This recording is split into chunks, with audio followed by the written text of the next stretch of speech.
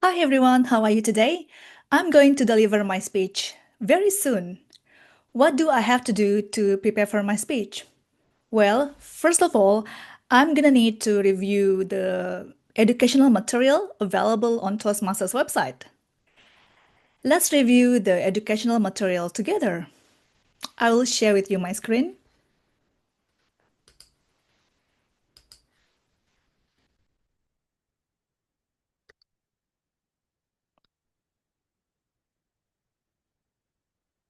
Here is my screen. This is what comes up when I open my Toastmasters website when I log in. To access my educational materials, I need to click Go to Basecamp. It takes a few seconds. As you can see here, I am on the Motivational Strategies pathways. I'll just click this one.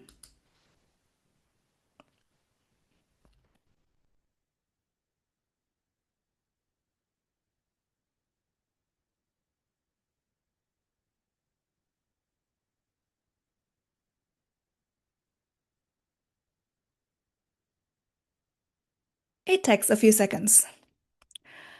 Let's see. I want to see the overview first.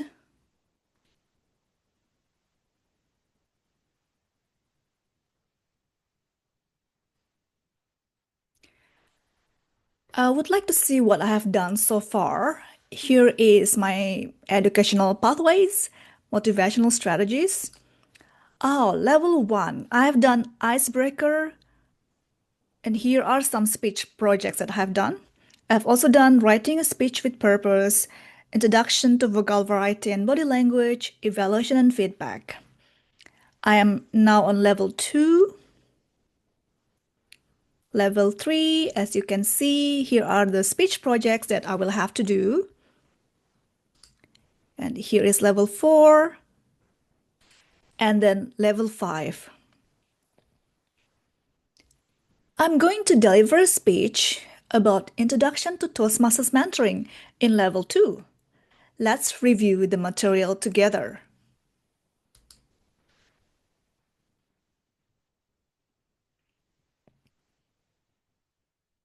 All right. Here you can see about Introduction to Toastmasters Mentoring.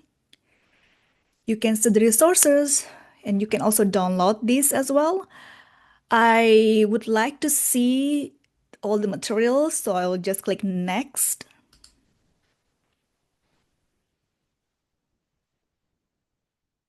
Here I can see my assignment and the purpose of the speech.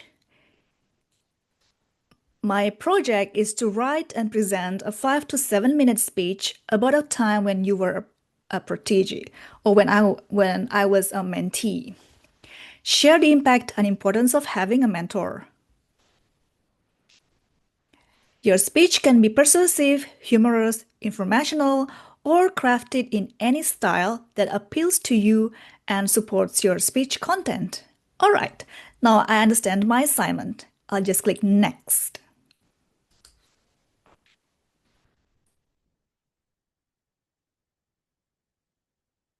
Okay, assess and reflect.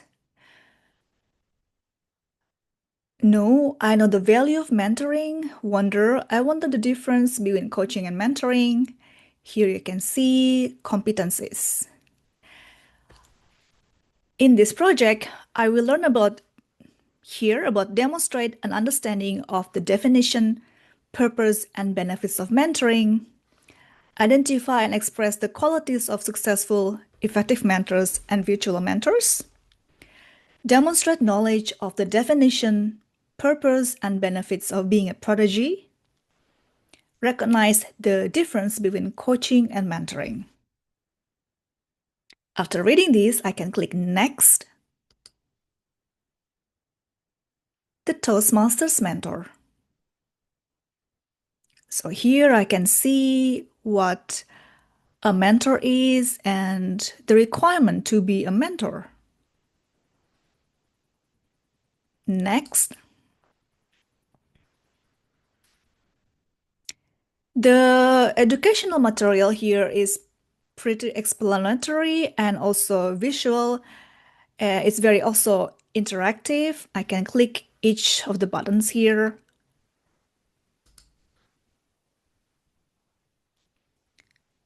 Experienced and knowledgeable personal experience.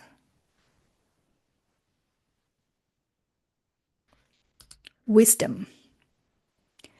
An experienced and knowledgeable mentor knows the value of their wisdom. They also know how to balance sharing their expertise with allowing their proteges to learn on their own. For example, a mentor can support a protege by listening to the thoughts, concerns, and challenges they face as they approach a new project. They may choose to share their understanding by discussing their experience completing a challenging project and what they have gained as a result of the work. Informed perspective. A knowledgeable mentor is able to confidently and non-judgmentally address any questions from their protege while knowing when to step aside and allow the protege to learn independently. A mentor's perspective from time in Toastmasters provides a framework for guiding any protege. Positive and supportive. Here you can see successful strategies.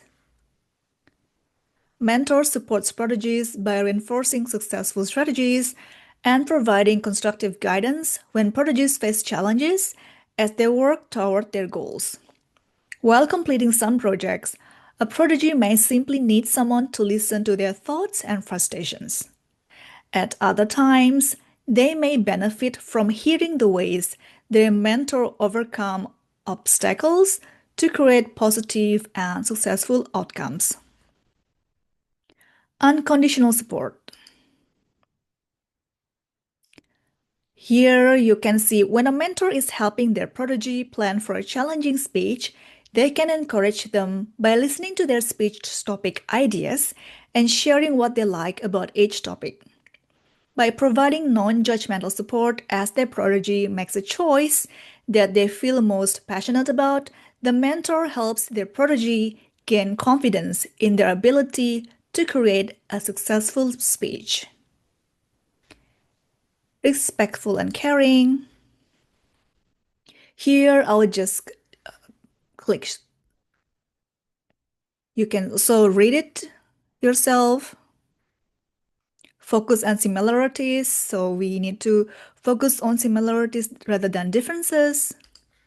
Identify needs. Ask questions and listen to identify a protege's specific needs and goals because sometimes people have different needs. Tailor feedback. The feedback is designed to coordinate with protege's goals and personality. They both can find benefits. Committed and dependable. Preparedness.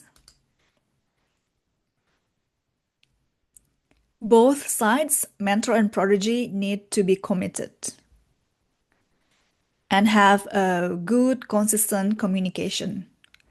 Presence. A mentor needs to be available to provide additional opportunities for a protege to practice an upcoming speech in person. Also, a mentor should be able to demonstrate commitment by being present when the protege presents the speech to their club. Mentoring also benefits mentors. Both mentors and proteges learn new ideas, see varying perspectives, and find new methods of approaching people, topics, and situations. Mentors gain experience with one-on-one communication, counseling, and coaching. I'm just going to go through it all, so I'm not going to read all the sentences. I'll just make a summary. Here, you can see that we can flip the cards. Defining the role of virtual mentor. What I like about these pathways is that we can have an interactive method here. You can flip this. The role of virtual mentor. A virtual mentor shares the same values and traits as in-person mentor, with the added benefit of providing members from around the world access to expert information in a variety of fields. Virtual mentors and proteges have the opportunity to expand their knowledge and communicate across cultures. The benefits of virtual mentorship. Now we can flip this card as well. It has a number of unique benefits because of its reliance on technology for communication. Let's flip this card now. Create a global community. Virtual mentorship creates a forum for Toastmasters from the global community to share experiences and support one another. Expand learning. Connecting with members from other cultures presents a chance to learn new methods, skills, and gain a better understanding of the world. I can click Next now. The prodigy.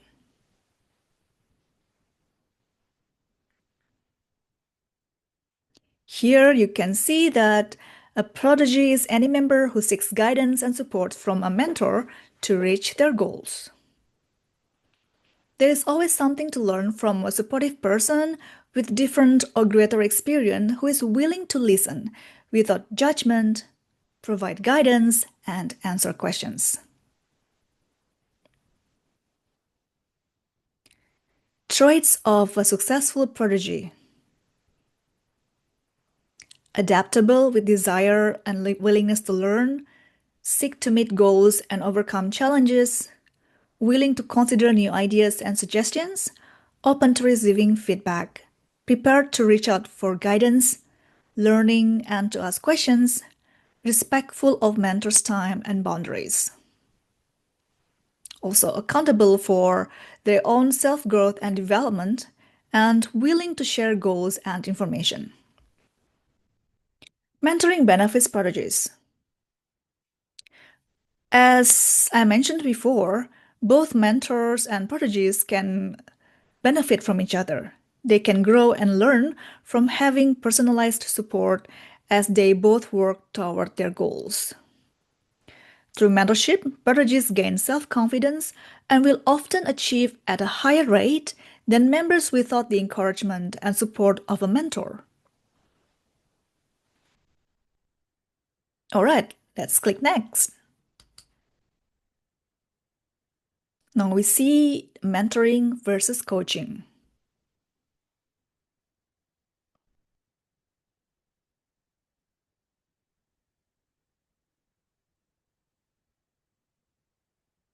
You can see here coaching focus on short-term accomplishment of one goal or the development of a single skill, while mentoring focus on multiple, often longer-term goals.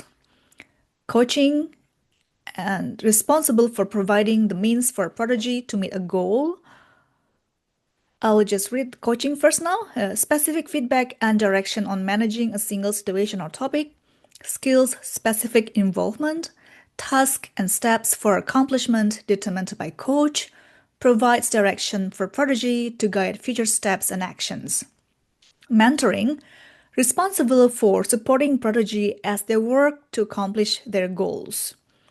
General, non-judgmental feedback and support, more personal involvement, tasks and steps for accomplishment determined by prodigy. Prodigy determines future actions. All right, this is one of my favorite parts, watching the video. Let's watch the video together.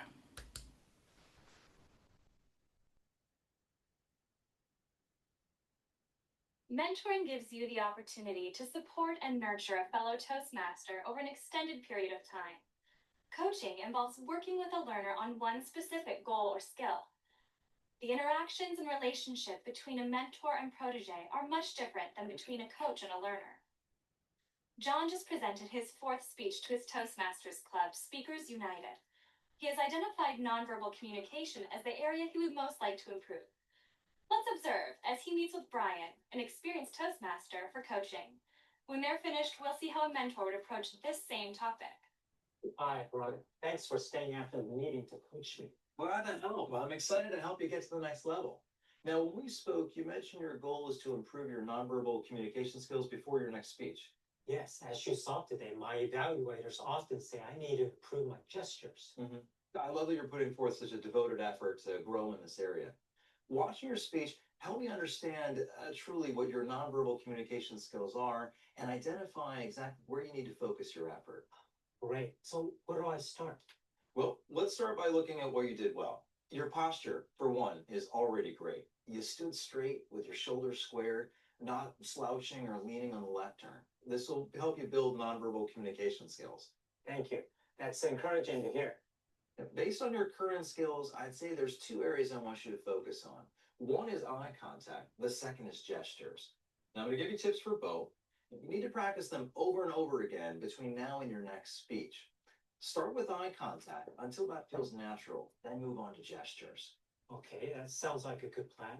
How do I improve my eye contact? Well, find an area in your home where you can practice. Let me show you. Stand just as you would, as if giving your speech. If you can, have friends or family serve as your audience. Otherwise, visualize where your audience's faces would be, and that tells you where to direct your eye contact. And take a deep breath before beginning your speech. As you do, make eye contact with one person in the audience. Begin your speech as if addressing them personally. After about 3 or 5 seconds, switch your gaze to another person. Once you've eliminated the repetitive, distracting motions, then you'll be ready to add the gestures we talked about. Does this help? Definitely. I'll try these tips at home, see how it helps. Great. Keep practicing, and I'm sure your evaluators will notice a big improvement in your next speech. Thank you for meeting with me. No problem. As we just saw, a coach focuses on short-term goals and individual skills. His feedback is specific to a single topic. He provides tasks and steps that will help the learner meet goals. A mentor takes a much different approach to the relationship. Let's watch as John discusses nonverbal communications with Stephanie, an experienced Toastmasters mentor. Great speech, John. Your posture really has improved since we last met. I've been working on it. Thank you for encouraging me to do that. Well, your hard work is definitely paying off. Now, are you feeling more confident about giving that speech at your daughter's wedding? Yeah, I mean, my posture does feel more natural, and I'm not as nervous. But I know I still need to work on my nonverbal skills. Okay, we can keep working on that. Just remember, these things take time. There are still plenty of ways I can improve my nonverbal communication. Don't be too critical of yourself. Okay, thanks. That helps. Now that you've developed good posture, what would you like to work on next? I'm not sure. I want to be good at everything. I love your enthusiasm.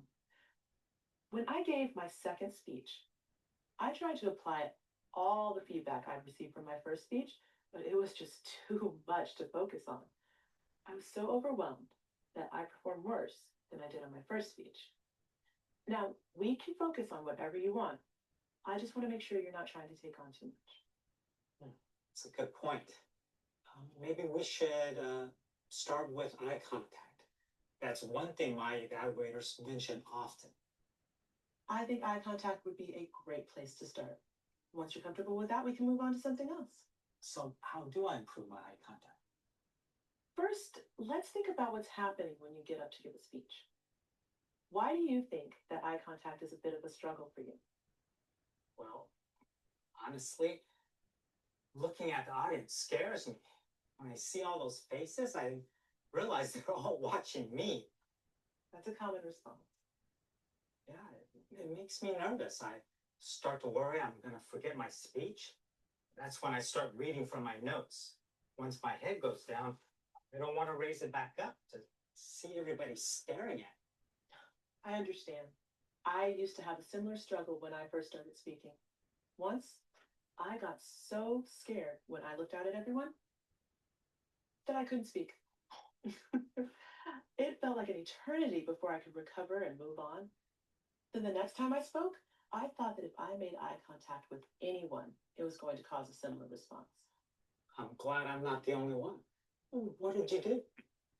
Well, one thing that really helped me was remembering that my audience wants me to succeed. They don't expect me to be perfect, and they know how it feels to be the one at the lectern. Hadn't thought of it like that. If it helps, you can also choose 2 or 3 friendly faces to focus on. Whenever you get nervous, make eye contact with me or another member that you feel comfortable with. I think that would help. I'm going to try that during my next speech. Are there other tricks for eye contact? You know how you mentioned that when you get nervous, you tend to rely on your notes? Mm-hmm. What do you think would happen if your notes weren't there? I'm not sure. That sounds scary. But I do like the idea of being so prepared that I don't need them. Then I would have to look at my audience. Exactly. Part of eye contact is confidence. You could try practicing until you know you don't need your notes anymore, and you just might discover that your confidence increases. You can keep some note cards in your pocket just in case, but if your notes aren't right in front of you, you'll be less likely to rely on them. I think I'm going to make that a goal for my next speech. That's great. And I'd be happy to help you practice. I would love that. Wonderful. Let's schedule a time to meet next week.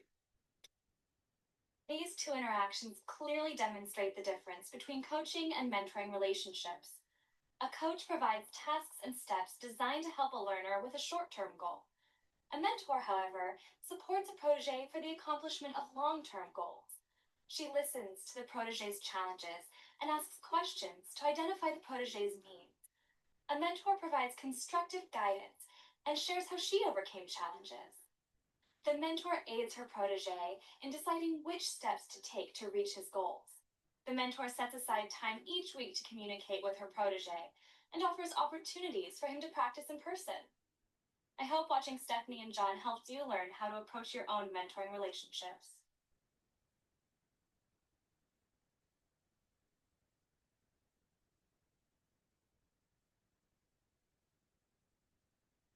Wow, what an interesting video. I hope that you too learned something from the video. John reminds me of myself when I first delivered my speech. I was too quite nervous. And I also remembered being shy to have an eye contact with the audience. However, as time goes by, I grew my confidence. I tried to look at the audience as people who are friendly. And also, you can also try the tips that Stephanie mentioned. Just think that the audience are the people who want you to be successful, and they are friendly people. Good tips from Stephanie. Let's click next.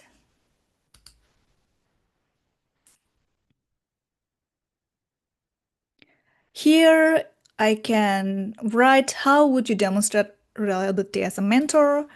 Perhaps I can just see here catch up meeting, catch up, be there when my mentee needs me, safe. What makes a mentor successful and effective? I guess this one goes both ways because I believe that the communication between a mentor and a mentee should be both ways. To make a mentor successful and effective, I guess they have to have goals, have goals, have goals, and then check the goals, and also plan ahead, try to have effective communication with the mentee. Safe. List 3 to 5 ideal skills and attitudes of successful prodigy. 3 to 5 ideal skills, perhaps ability to listen, willingness to learn, and also appreciate each other. I guess those 3 are important for successful prodigy, as well as a successful relationship between prodigy and the mentor. Click save. What traits do you have that you feel would be beneficial in a mentorship role? What traits do I have? I guess I have to have a good understanding of the mentee.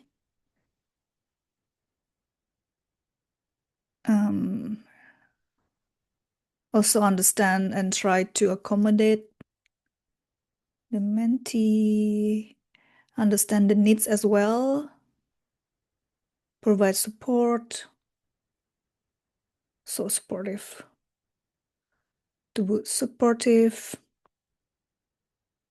and also both effective communication.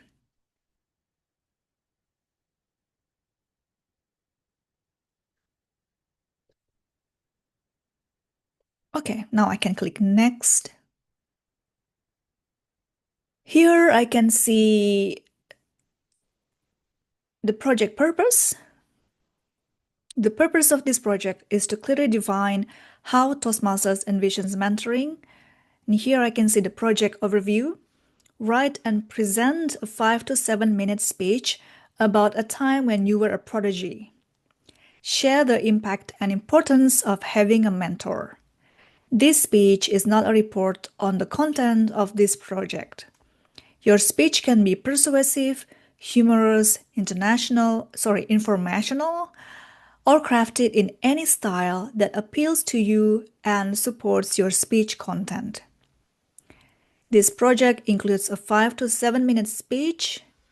Here is the list of the things that I have to do to prepare for my speech. Schedule your speech with the Vice President Educations. Click. Since I have put my speech on Easy Speak. It's a digital platform to create our meetings agendas. And then I don't need to do that. So write a speech. Okay, I'll do that. Rehearse your speech.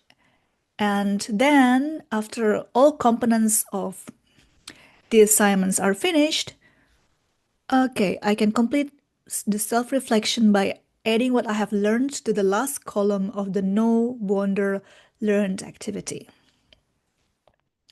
Your evaluation.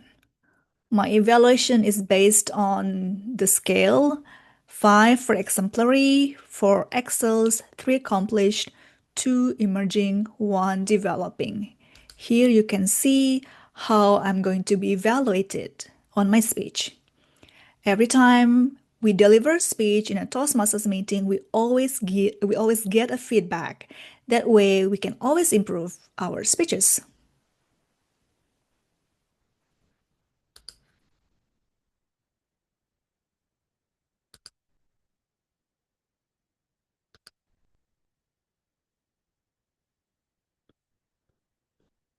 All right, now I can click next.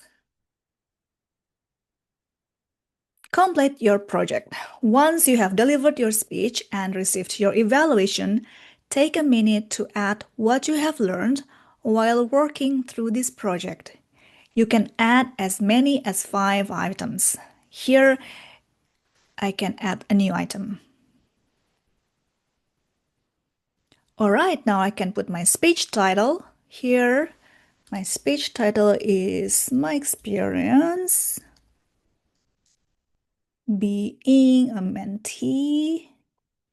Speech date. I'm going to deliver a speech tomorrow, so there will be 10th of September. Select a club, will your Toastmasters. Select evaluator. I have asked Bambi to be my evaluator. Select evaluation resource. This is about being a mentor and mentee. So let's see.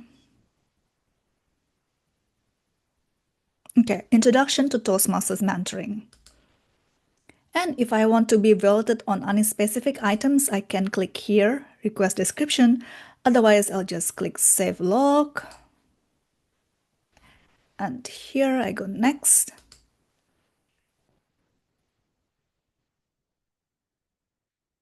Here I can see the review your learning, deliver your speech, receive your evaluation, assess and reflect. And then here you go. After I deliver my speech, then I can come back here and click complete my project.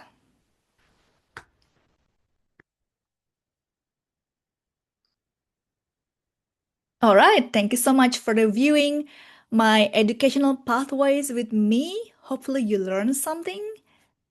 All right, thank you so much and have a nice day. If you have any questions, just feel free to ask me. See ya!